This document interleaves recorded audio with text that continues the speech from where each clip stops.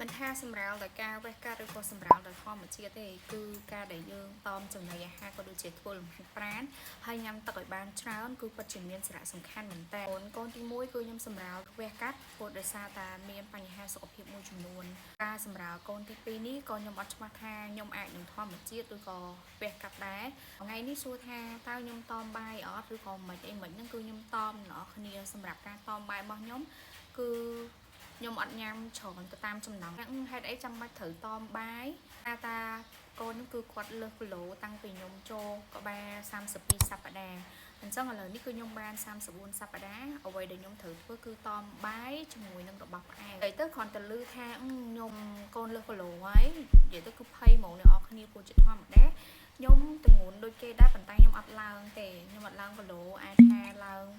ស្តង់ដាររបស់ខ្ញុំហ្មងប៉ុន្តែសម្រាប់កូនរបស់ខ្ញុំគឺរៀងលើសគីឡូអញ្ចឹងទៅគឺវាពិបាកសម្រាប់ខ្ញុំនៅក្នុងការមិនអាច control នៅ diet ឬក៏អាហាររបស់ខ្ញុំបានព្រោះខ្ញុំញ៉ាំរហូតអ្នកនរគ្នា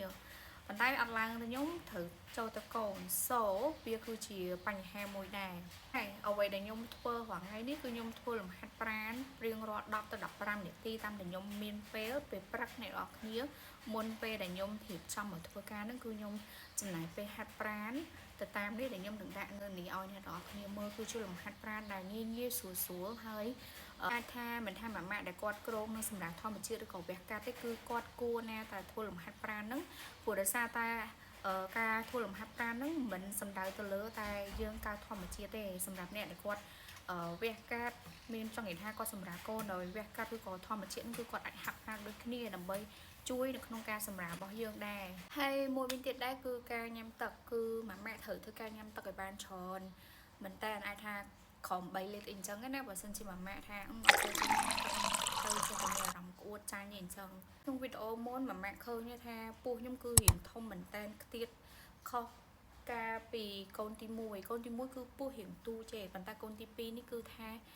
ពោះធំមែនតើហ្មងដូចចិត្តគ្រប់ខែចឹងបើជាក់ស្ដែងគឺទើបតែ34សប្តាហ៍ខ្វល់អ្នកនរគ្នាពោះតូចធំមិនសំខាន់គឺថាកូននៅក្នុងពោះខ្ញុំគឺគាត់